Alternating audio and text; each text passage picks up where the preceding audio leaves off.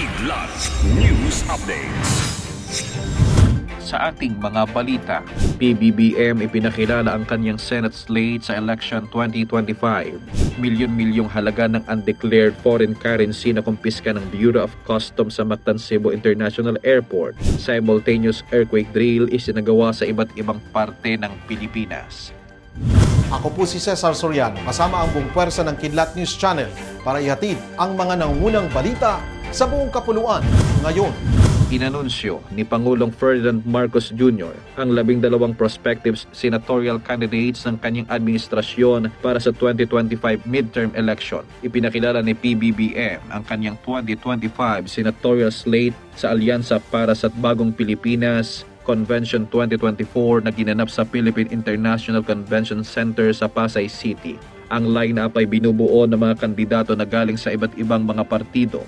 Kasama rito sina re-electionist Senator Amy Marcos, Senator Pia Cayetano at Las Piñas City Representative Camille Villar ng Nationalista Party.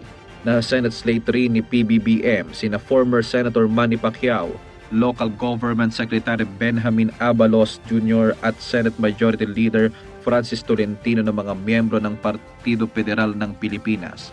Inendorso rin ng Pangulo sina Senator Ramon Revilla Jr., Access Party List Representative Erwin Tulfo ng Lakas CMD.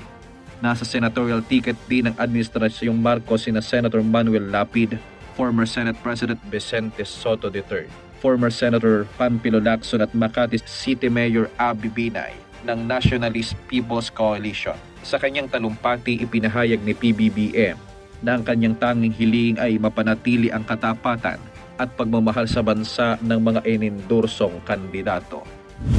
Kinumpiska ng operatiba ng Bureau of Customs ang ilang undeclared foreign currency na daladala ng isang Korean national na lumapag sa Mactan Cebu International Airport galing South Korea. Sa isinagawang X-ray and physical examination ng bagahe ng pasahero, nadiskubre ang presensya ng undeclared foreign currency na may halagang 10 million Japanese yen. Sa pagkakadiskubre ng pera, ni-release ng BOC ang 1.48 million Japanese yen o may katumbas na halagang $10,000 sa pasahero. Samantala, inirekomenda ng Subport of Mactan ang issuance of warrant of seizure and detention sa natitirang 8.52 million Japanese yen dahil sa paglabag nito sa BSP Regulation on Cross-Border Currency Transfers.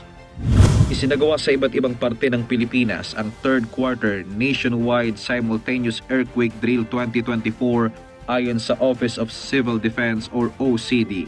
Ayon sa OCD, layunin ng ginanap na earthquake drill na pag-aralan ng key aspect ng Enhanced Harmonized National Contingency Plan o HNCP para sa The Big One na posibleng isang magnitude 7.2 earthquake sa Greater Metro Manila area.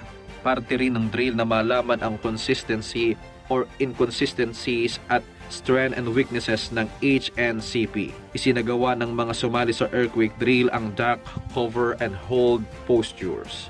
Para sa Kidlat News Updates, ito si JP Adaw, nag-uula. At inyo pong natunghayan ang mga headlines sa nakalipas na mga oras.